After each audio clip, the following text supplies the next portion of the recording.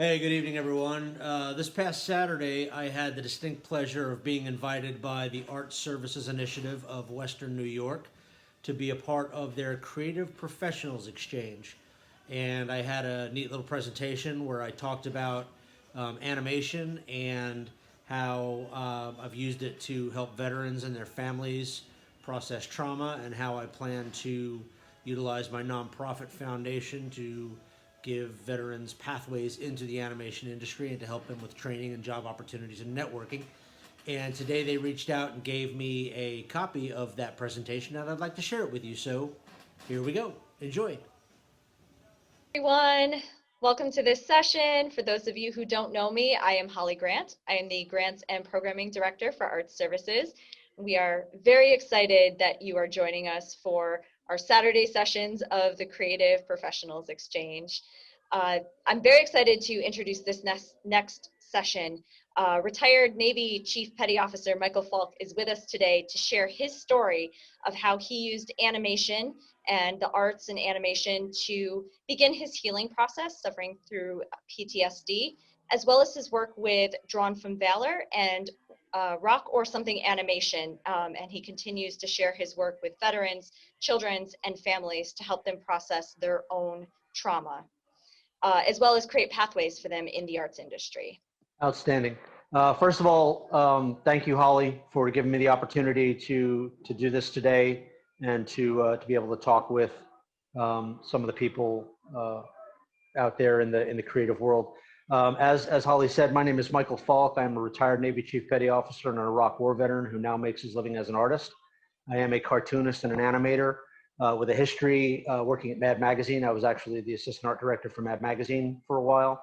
I've worked for DC Comics, as you can see, DC, and Warner Brothers and Nickelodeon Animation Studios. I now own my own animation studio called Rock or Something Animation, and I have a nonprofit foundation attached to that called the Rock or Something Foundation, which is a nonprofit that helps veterans and service members find a way through creativity and through the arts to help find themselves back to a place of stability, whether that means just helping people process PTSD and trauma, or helping them by giving them job training opportunities, networking opportunities. One of my goals is to actually help veterans move into the fields of art and animation, and help them understand that they don't have to go the route or stay with the mold that is expected of veterans post-service. So that's something that I did. I actually retired in 2010, and I took a job in landscape construction. I was a heavy equipment operator with the Seabees, and took a job in landscape construction and worked there for a few years and was absolutely miserable. It was not fulfilling to me at all. My PTSD was running rampant at the time. And so I started drawing in order to alleviate some of that stress, in order to get some of that energy out.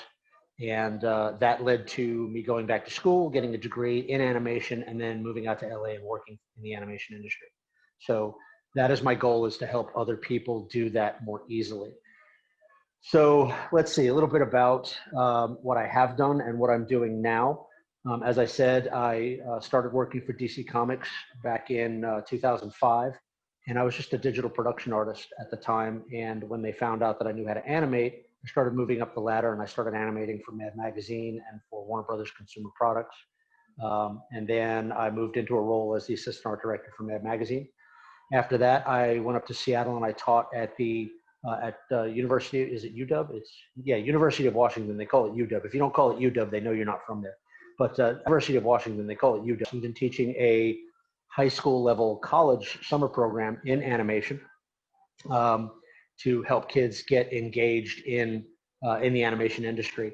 And I actually ended up, one of my students from that class actually ended up being an intern with us at Drawn from Valor over this past year, while she was working from home during the school year, because everybody was quarantined. She was actually working for us as an intern animator. It was very exciting to have her be able to do that. So out of the 30 or 40 kids that I taught, I know that there is one that's on their way towards a career in animation, and that makes me feel pretty good.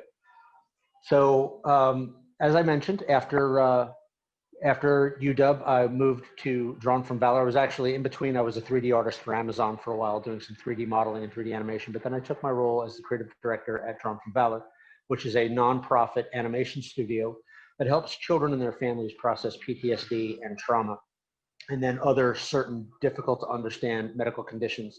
For instance, we did a short on diabetes that was very well received.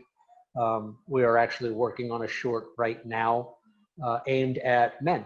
Men seem to have, as a man, I can tell you, we have trouble expressing our emotions. We have trouble dealing with our emotions. So we're actually working on an animated short to help men understand how they can process those emotions in a more healthy manner. I am now no longer with Drawn from Valor as a team member, but I am a contractor. My animation studio has been contracted to work with them on that project. And we are actually going to start working on another project that is being sponsored by the British Film Institute and hopefully the BBC, if we can get the BBC on board. So we'll be working on a feature animated film that helps to, that's going to help children and their families understand a little bit more about the pandemic and some of the emotional stress that can come out of being or living through a pandemic the way we have. So that's where I stand right now. That's what I'm working on. Are there any questions before I move on to the next section? All right, great. Thank you, Brandy, for the head shake there. I appreciate it. So what you can see behind me, I'm going to talk a little bit about what I'm doing right now with my animation studio here, and then we'll talk a little bit about what I have planned coming into the future. And after that, we'll talk about maybe how some of this has helped me and some of the people around me to process their emotions a little bit better and move past some of the difficult transitions in there. So I don't know if you can see it behind me. It's a little out of focus, but what we've got here, I'll move the camera a little bit more closely if I can. What we've got here, there we go. So what we're looking at here is some storyboards for the animated short that I'm working on right now. Okay, you see we can start up here in the corner. This right here is what we call thumbnails. There's approximately about 140 thumbnails that make up this story right here. And each one of these thumbnails will be processed out into individual storyboards for scenes. So for instance, this one page right here, this 8 thumbnail section is actually 3 different scenes, and I've already got those 3 different scenes completed, storyboarded rather, and those 8 panels are about 40 to 45 individual storyboards right now. So by the time I'm done with this, we'll be looking at close to, I don't know, 500 or 600 individual storyboards that'll make up the story. And then from there, we'll move forward to start doing the actual animation and animating this short. What I can't tell you too much about the short that's going on behind me because it's still in production, but as I mentioned, it is designed specifically for men, to help men understand how they can process their emotional stress and their emotions in a more healthy way. So we'll be seeing that hopefully by the end of the year. That will be in the film festivals. There's also another short that I was the director on and that I produced while I was still with Drawn from Valor. That's actually going to a New York Film Festival this week. So it's I can't remember the exact name of it, but it's a children's film festival here in New York. So you'll see a short called Adventure Castle, Trapped in the Lab. And it is a short that helps kids understand what it's like to actually be under quarantine. So take a look at for that in the near future, and let us know what you think. I'm really excited about it. So that's what I'm working on right now. Before I go any further into some of the things that I want the Rock or Something Foundation to start working on, I guess what we can talk about a little bit is how I got to where I am, because that sort of moves into what I want to do for other veterans. I was in Iraq in 2004 and lost some teammates and some friends to enemy combat, and processed it pretty well. While I was still there, I remained in country, and about 3 months after I came back, realized that I wasn't processing it as well as I could have been, and I realized that things started to not collapse, but sort of move in on me, like I was being squeezed out of the world. So through some therapy with the Veterans Administration and with some friends, and unfortunately some self-medication. It happens, but I was able to start processing some of those emotions and some of those feelings. Now, I'm not afraid to talk about any of this, and people ask me all the time, well, how do you put this out there? Why do you do that? I mean, what are you looking for? Are you looking for attention? No, I'm not looking for attention. Well, why do you do that? Why do you feel so open talking about your PTSD and talking about the emotional stress behind it? Well, it's very simple, because nobody ever wants to talk about it. And the statistic of 22 veterans a day losing their lives to taking their own lives is it's a very powerful statistic. It's an average, but it is still a very real statistic, and a lot of that stems from not wanting to talk about where you are and how you got there, and what you might be able to do to alleviate that. We have to stop being afraid to talk about these things. We really do. And being able to talk about them out in the open, whether it's with a therapist or with a family member or with your friends, is the beginning of that process. You've got to be able to get over the fear. Don't let anybody tell you that you're seeking attention, or that you shouldn't be talking about it, or it's a taboo. It's not. You need to be able to talk about it. And this is something that I tell people all the time, as they start to understand that they can pull themselves, out of this hole. People always tell me, well, my PTSD is not as important as yours, or it's not as bad as yours, or it's not as significant as yours. And pardon me for saying so, but quite frankly, that's BS. It really is. I know we're all adults here, but I'm going to try to keep it PG, but that's BS. PTSD is PTSD. The human brain, the human mind, and the human body process trauma in different ways, but the chemical reactions in your brain are the same. It doesn't matter if you were robbed at gunpoint, or if you were in combat, or if you were a victim of assault. Your brain and your body take that trauma and internalize it and turn it into something very, very powerful and very dangerous. There's no mine is better than yours, yours is not as good, yours is not as significant, yours doesn't count. That's BS, and please don't ever let anybody tell you that. So that's why I'm not afraid to talk about it, because I want people to be able to look at the progress that I've made, and in not being afraid about not being afraid of it. I want people to be able to see that and maybe apply that to themselves. And if one or two people can move forward in a positive manner from that, then I don't care how many people tell me that I shouldn't be doing it. Just if it helps somebody, it helps somebody. So that's why I am where I am today, trying to find a way to move back to a sense of normalcy in my life. One of the things that started this process for me is at the time my son was about 6 years old, and he was a bit of a smartass. He was a little wise guy, very funny little kid. Really enjoyed playing pranks and really being a smart. He was a very intelligent kid, much smarter than me. And I would say something. I'd say, well, son, this and this, and this is this, and he'd go, well, actually, Daddy, it's this. Somebody's watching too much, Little Einstein right now for me. Okay. But that turned into me drawing little cartoons of him, making fun of me in the cartoons. So he'd be making fun of this dad character, this little tiny kid making fun of this dad character.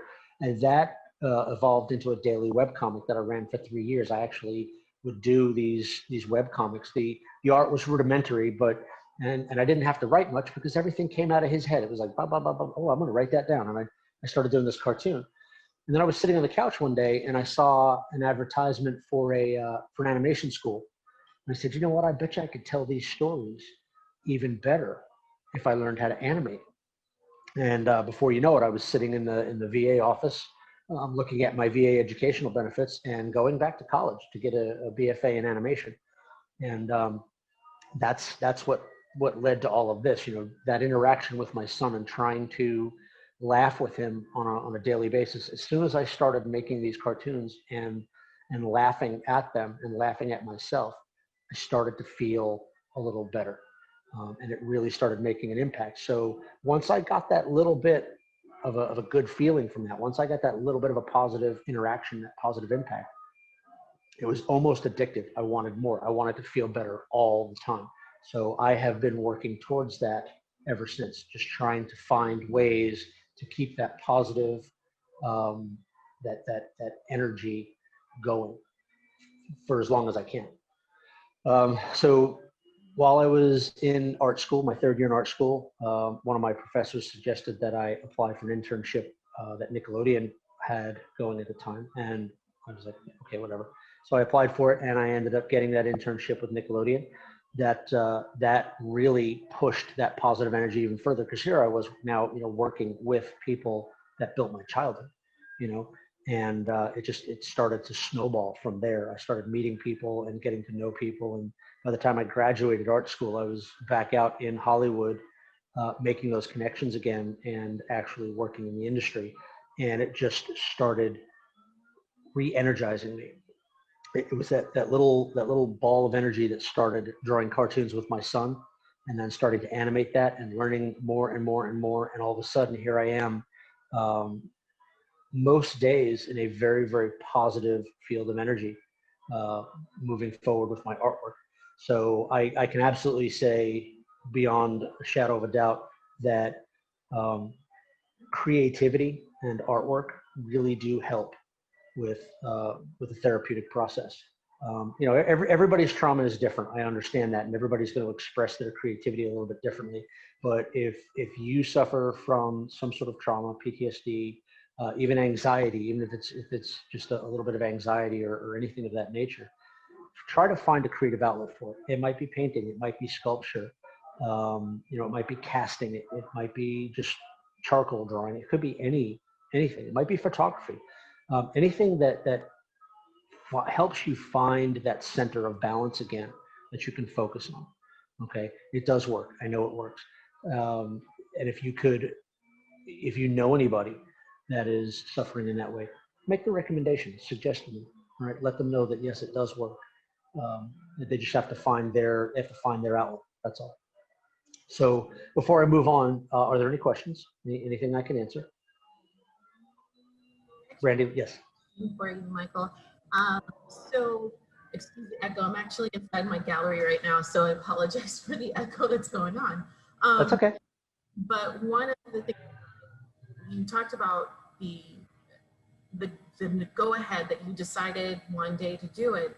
But what I have come in contact with when it comes to our veterans, especially males, and their PTSD, is the confidence piece. It's one that PTSD has so set in, the confidence that they once had as a military person that has been instilled in them and highlighted is slowly gone, or just is not there, but it's there. What do you recommend to a person bring that confidence back? What did you do to, and I don't mean liquid courage, I mean the actual confidence that they once had being a proud service member and not feeling defeated or broken? That's a really, really good question. I have to think. No, it's a great question. It really is. And it's one of the things that I want to help address as I'm moving forward with the foundation, helping my fellow veterans find that confidence again, find that energy in themselves. I'm trying to think back to when I finally realized that, yes, I had that again. I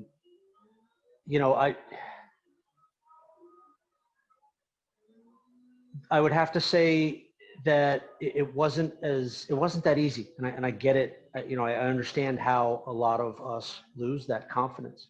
The only thing that I could do was think back to before the war and think of some of the things that I did. I spent some time in the training department for the Navy, teaching people primary marksmanship, and I remember the energy and the strength of getting out onto the firing range. And my voice is very deep, and I bellow. I can be I can be heard across a crowded room if I need to be. And I would get out there on the firing range and just let that persona out, and that energy would fill the entire section of firing line. So I would, this is just an example, I would think back to that, how that made me feel, what I was feeling at that time. Okay, you have to find a place before you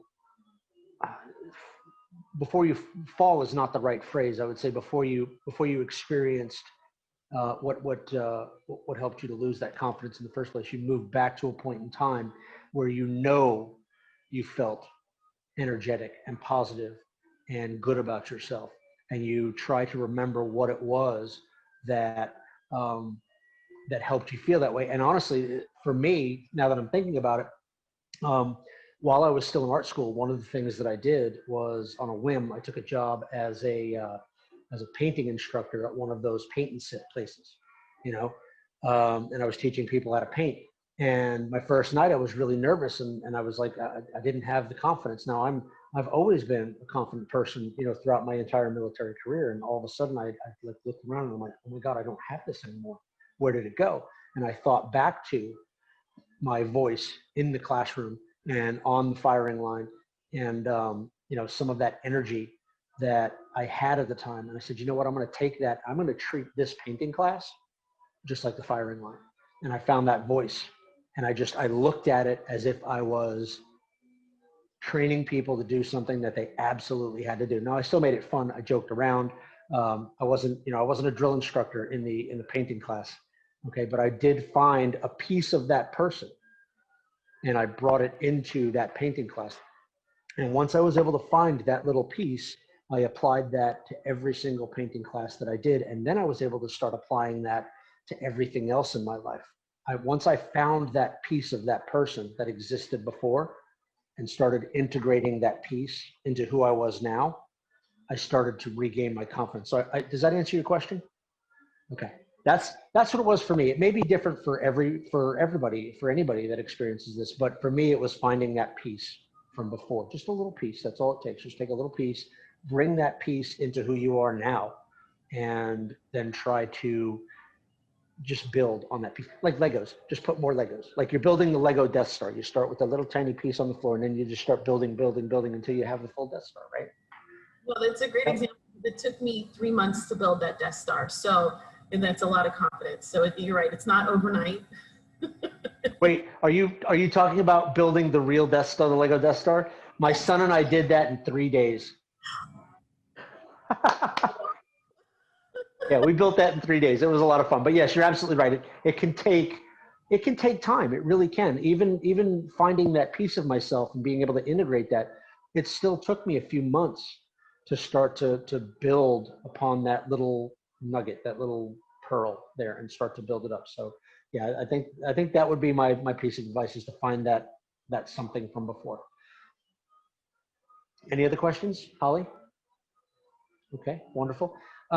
So anyway, let's talk about moving forward with how that applies to what I want to do next. And Brandy, there was a very good segue into that by asking that question, as a matter of fact, because with the Rock or Something Foundation, as I said, one of the things that I want to do is be able to help veterans find themselves and be able to feel confident in moving into fields that they may not actually be expected to enter into. I can tell you that when I interned at Nickelodeon Animation Studio, I was the oldest intern that they had to that point. Actually, when we met the executives, one of the executives, Dean Hoff, walked in, and he was looking at me the whole time like, who brought their dad to orientation? What's going on here? And then I got up and I introduced myself, and he had this look on his face like, huh? Yeah. But then within a year or two after that, they ended up having another retired senior enlisted leader, a Marine Corps Master Sergeant, who is now a really, really great friend of mine. Jeff Sornig and I are really great friends. He was an intern, and he actually got a job at Nickelodeon afterward as a production coordinator on some of the shows. So he's the only other veteran that I've met in recent times that that was not only a veteran, but a war veteran like myself. He was in Afghanistan. And oddly enough, like back in the day, back in the time of Disney and Warner Brothers, that was actually the norm. Walt Disney preferred to hire veterans because of their discipline. And he needed that discipline to go into his animated shows so that they could turn them over and make these shows very quickly. Which is why to this day, You don't see people, employees of Disney World, walking around with beards. It's very hard to even see them with mustaches because the military employees that he hired on set that precedent. So anyway, it's good to finally see veterans getting back into this, even if it's just a little at a time. I know a couple here and there, but it was a difficult process for me to figure out how to get into the animation industry. I got lucky, I really did. I got lucky with an internship at Nickelodeon, and it helped me meet people that I could build upon. But if I hadn't had that internship, I might never have left North Florida. I probably would have stayed in North Florida and, I don't know, took a job as a graphic designer somewhere after school. But being able to have that connection and that networking helped me move to where I am now. So I want to make that process easier for my fellow veterans. If I come across a veteran that decides that they want to be a graphic designer or a motion designer or an animator, I want to be able to give them the tools to make that easier for them, to give them training opportunities. Even if I'm planning on giving training opportunities via Zoom, actually teaching people the principles of animation. Pardon me. I want to be able to give them networking opportunities. I want to be able to introduce them to my colleagues in the animation industry in New York City and out in Hollywood and some of the other places.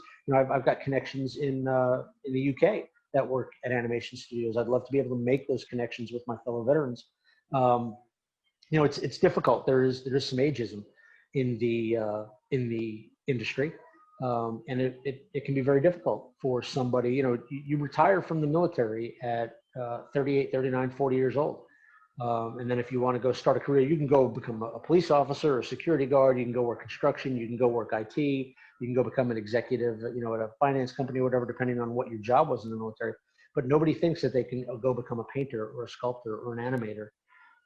And oftentimes when they try to do that, their age and or their previous experience in the military hinders them. People look at them and go, I don't know, are you sure? No, I don't think you're going to be very good at this. And it's hard to make those inroads. So I want to make that easier for people. That's one of the first things that I want to do, is make that easier for fellow veterans. I also, and as Brandy asked earlier and mentioned earlier, I want to be able to help them find their confidence again. All right. And regardless, whether you retire from the military or whether you do 4 years and you get out, or whatever, whatever, transition you happen to make, I want to be able to help them find that focus, that energy, and that positivity, bring them back to who they were at that time, so they can more easily seek out new opportunities. So that's something that I plan on doing as well, helping people find that confidence. We are actually actively seeking grants right now to help make some of this happen. So one of the things that I'd like to do moving forward with Art Services Initiative and with anybody that I meet here today, if possible, is to start identifying people that might be good for this program. If somebody knows of a veteran that may be interested in moving in that direction, or knows of a veteran that is having a hard time finding a direction to move in, I'd like to be able to talk to them. I'd like to see if they would fit one of the programs that I'm planning, and see if we can make this easier for them, if we can find them a more positive, more energetic direction to move in. Does that make sense? Any questions? Yeah, one. Sorry. Go for it. Now we're in the world of Zoom, and it's our audience and our touch with people is a little further. Do you go outside of Western New York for veterans that you would be able to serve? Or absolutely. Okay.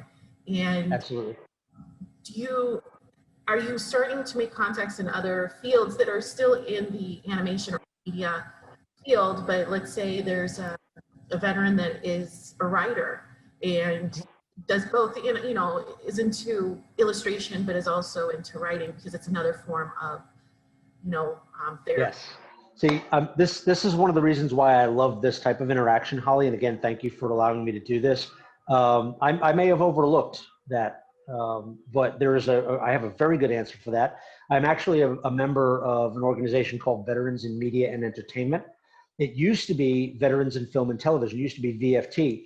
But then myself and another veteran who worked for DC Comics at the time, Tracy Martin, she's now the director of talent relations. But at the time, she was just a a regular hourly employee like myself, we joined VFT, the Veterans in Film and Television, and we started helping them work towards being more inclusive with writers and animators and artists and cartoonists. So now they're called Veterans in Media and Entertainment. I was very happy to have been a part of that, but I am still a member of that organization. There's a very large chapter in Los Angeles. There's a small chapter here in New York, and there's a chapter in Chicago. So and there's actually somebody's trying to start a chapter up in Seattle, which I think is amazing. But I still have contacts with all of those people, and it runs the gamut. There's directors, there's producers, there's grips, there's makeup people, everybody in the film industry across the board, writers.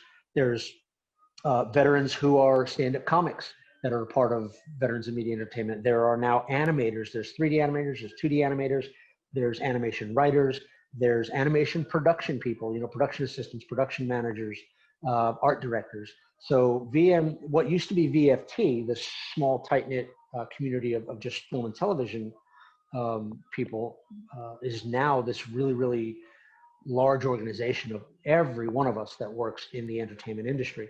So yes, I do have connections in those fields, and I would love to make those connections, even if I meet a veteran that may not be suited to one of my programs. I'm not really set up to teach writing. I've done some writing. I've written some scripts. I'm writing a script of a feature-length film about my experiences in Iraq. It's going to be one of those based on. It's not going to be me. It's other characters and the people that I knew. But I'm okay at that. It's not something that I can teach. However, I can absolutely put those veterans in touch with somebody that can help further their goals with that. Any day of the week, I would absolutely love to be able to do that. And that's across the board. If they want to do, there's some big things happening in Buffalo right now. I don't know if you're aware of it, Brandy. I know that Holly is, but the Buffalo studios, as soon as that thing opens up, there are going to be so many opportunities for film industry people here. And I want some of my fellow veterans to be able to take those roles. I want them to be able to walk in there and be camera operators or production assistants or grips, storyboard artists, anything. I want some of them to be able to walk in there and feel confident that they can do those jobs. And I want the hiring managers to feel confident that they're getting people that are going to go in there and do a great job for them with a great work ethic and be successful for their production. Does that answer your question? Outstanding. Yeah. So again, if anybody in the room now, or if anybody watching this at a later date knows of anybody that may be suited for one of my programs or wants to seek more information about the entertainment industry and needs a connection, please, by all means, put them in touch with me. I would love to be able to make that connection. How are we on time, Holly? We're doing really well on time. You have plenty of time. Keep going. Perfect. I'm trying to wonder what else we can talk about here today. Let's talk about the Buffalo studios. I have a phone call with Nat on Wednesday to talk about some of the things that I do, and I'm actually going to be discussing the Rock or Something Foundation with him. He is a film and television person from LA. He worked in LA for quite a few years. And now he's moving out to Buffalo to open this studio. And I want him to be able to take some of the veterans that come through my program and actually help them find meaningful careers when the studio opens up. So that's something that he and I will be talking about on Wednesday, making those connections, starting to make those networking solutions so that when people come through my program or when they approach me, I can make a direct connection with people at the Buffalo studios to help them move to that next step. So that's something that's very exciting as well. I'm really excited about that. Any questions about that? Pitching. Oh, say again? Pitching, you can talk about your experience pitching Oh, and all of that stuff, but also what about your thing about the veterans down in Florida and how you're getting help writing and just how you've done that too. very good. Thank you. So, sorry, I've got my girlfriend here is reminding me of some of the things that I can talk about, and I apologize. I don't usually like working off of note cards. I just like a, kind of conversation to flow. So some of the things that, that we've got going on right now is, so for instance, we've got help writing with some of the scripts that we're writing. And one of the things that we do, and maybe I probably could have talked about this earlier, but I'll talk about it now. We have something called subject matter experts in our field. And they are usually psychiatrists, psychologists, doctors, nurses, that type of thing. When we did the Adventure Castle, Trapped in the Lab, we actually had a group of child psychologists that helped us make sure that we didn't have any unintended consequences, made sure that we were telling the stories properly for the age groups, making sure that we were telling the story the way it needed to be told. So one of the things that I'm going to do moving forward with the foundation is connect with these subject matter experts. And I've got doctors at the VA as well that are willing to help. We'll be connecting with these subject matter experts, and my curriculum, the classes that I want to have for my fellow veterans will all be vetted through subject matter experts. So I'm going to get a great deal of help with making sure that I'm, number one, giving them the information that they need. My subject matter experts won't only be, psychologists and psychiatrists, but I'm actually pulling in some of my friends from the animation industry to make sure that I'm teaching valuable skills to the veterans. But then the subject matter experts in the medical field will help me to make sure that I'm teaching in a way that is going to be positive for whatever condition somebody brings to the table when they're going through these programs. So Christina walked away, but thank you, Christina. That was big help. Any questions about that, the subject matter experts? Actually, I have one. I'm sorry, I have one. Sure, that's okay. Don't apologize, please. The questions, but I'm just curious. So with the subject matter experts, do you do other things like, because most of veterans have been told how to eat, sleep, and breathe, do you have people on hand, or are you looking for people on hand to help with the soft skills, the way to work with others so that they're more collaborative, and not saying that all veterans have this issue at all. I'm just saying, do you prepare them to go into the job fields as well? So it's their resume writing, or how to interview for people to help. That's an absolutely great question. And the answer to that is yes, that is something that I want to do. And that is something that I will be seeking subject matter experts to help with. I don't have those particular skill sets lined up yet. I'm still building this. And like I said, we're writing the grants now, and we're building the curriculum. But yes, I'm absolutely looking for somebody or multiple people that can come in and assist in that manner. Interview skills are very important. Resume writing, you'd be surprised. I happen to be pretty good at resume writing myself. I've done a pretty good job throughout the years of writing my own resumes, but I've met so many people in the industry that I look at their resumes and I'm like, it looks like you scratched this out on a napkin from the bar. There's so much missing from it, and so much more that could be a part of it. So yes, absolutely. That is definitely something that I would like to connect with somebody about. So if you know anybody, send them my way. I would appreciate it. There you go. Outstanding, Brady. Well, you and I need to connect when this is over. I would really appreciate that. Oh, no, definitely. So, my other question, actually, to follow up on what else you teach, or it provides, should I say, is there any kind of coaching throughout? So is there like coaching after they get the program to make sure that they're, whether it's with a psychologist or just a life coach in general, are you looking to offer that too as well, or is that too much? No. There's a lot of things that on long term that I'm actually looking forward to being able to do. I'm starting this program out with veterans. Okay. I eventually, as the foundation grows, I want to be able to start offering some of these same services to veteran family members. Because let's face it, if a veteran comes home with PTSD in a very, very short amount of time, the family is going to be affected by it as well. Starting out, I don't have the resources to do that, but it is in my long-term plan to actually be able to do those things.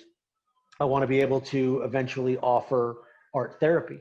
And again, I'll be bringing in subject matter experts, people that have degrees in art therapy. I've actually connected with a dear old friend of mine who I met while I was a paint night instructor. She was one of my regulars, and she didn't realize that she could paint so well. And she just started painting all the time, and we lost touch. And I just reconnected with her about 3 months ago, and now she is actively seeking her degree in art therapy. So she will be one of my subject matter experts moving forward. When the foundation is ready to start offering those services, she's going to be there helping me do that. So yes, that is absolutely something that I want to be able to offer in the long term. I will have a plan in place to at least, if somebody goes through a 3-month-long training program with my foundation, at the very least, I will be making regular connection with them after they move into their career. I will be the one that's reaching out and saying, hey, how's it going? Tell me about your week. Tell me about your month, what you got going on. How's your portfolio looking? How are you feeling about the job? Is this what you expected? And then as the foundation grows, I will have the means to bring other people on board to make those connections. And actually, I hate to use the phrase, so I'm going to do it in air quotes, but officially help that process along. So yes, that's a very good question. Thank you. So I think, honestly, Holly, that's about what I had for the presentation today. I would have loved to have more people. This interaction that Brandy and I shared was amazing. Thank you so much for the questions and for the discussion. That's something that I thrive on. So Holly, if you, moving forward, anything like this that you have available, I would love to be a part of. Please keep me in mind for that. And if this pandemic ever does come to an end, I would love to be able to actually do things in person as well. I would be happy to volunteer my time for that. So is there anything else that we can discuss, or any of the questions I might be able to answer? I think we're good. Thank you so much for taking the time. Sorry, I'm using 2 devices, so. That's okay. I think Brandy has one more question. Oh, okay, no problem. One more, and then I'm done. I promise. So part of what you do now, do you have the ability to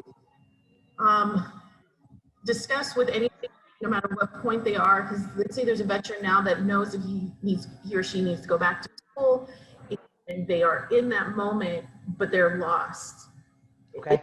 Something else that you would also be able to offer? I mean, you answer this, but I think about, there are those who have figured it out, but don't know where to go from there. And yes, that's a really, really great question. In VME, in Veterans in Media and Entertainment, we have a program where those of us that have been in the industry for a while or have started to become successful in the industry, and as members of VME, we can actually mentor some of the newer members coming in, whether or not they have a job in the entertainment industry, just if they're seeking a job in the entertainment industry and they want to be a part of where they can get that mentoring and that encouragement and some of these other assets that will help them be successful.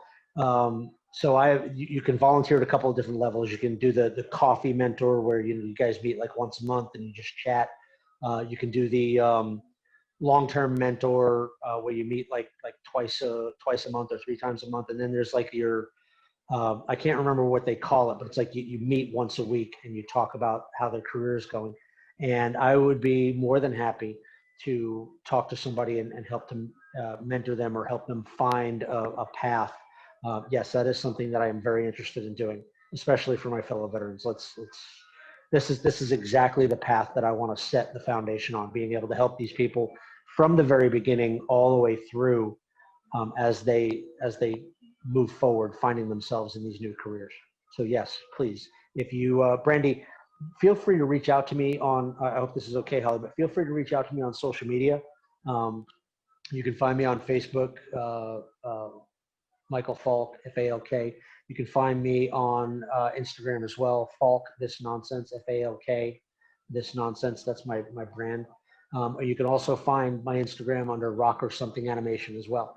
So feel free to reach out to me on any of those platforms, and let's make sure we stay connected, so that if you do have anyone that you can start sending my way, even if it's just for, some advice, over a Zoom call or something. I'd love to be able to do that. Okay. Thank you for that. I appreciate it. So that's it for me. I don't think I have anything else. Holly, again, I want to thank you. I can't tell you how much this means to have let me be a part of this. And I hope that this can really move forward and start to help some people. Here in the Buffalo area, particularly because this is where I am, and I've been here for a short time. My girlfriend brought me back here. She's a Buffalo native, and I love this city. I really do. Everything about it. I've noticed that the city has a really amazing cultural outreach, with the murals and some of the art that you just see all around town. The community outreach is amazing. The architecture is amazing. The personality of these neighborhoods is amazing, and I'm really enjoying it. So of course, I want to be able to start here helping people here in the Buffalo area. But as we grow, we'll be moving out, and I've got a program that I'm putting together for VME right now in LA. So I'm hoping to be able to help outside of this sphere as well and take it as far as we can. And I thank you for giving me the opportunity to get it started right here. Yeah, thank you, Michael, for coming and joining us. Thank you, Brandy, for jumping in. And thank you to everyone who has or is going to be watching this recording. Please reach out to Michael. He gave you his social media, so you can definitely reach out to him and follow up if you'd like more information. Thank you. Perfect.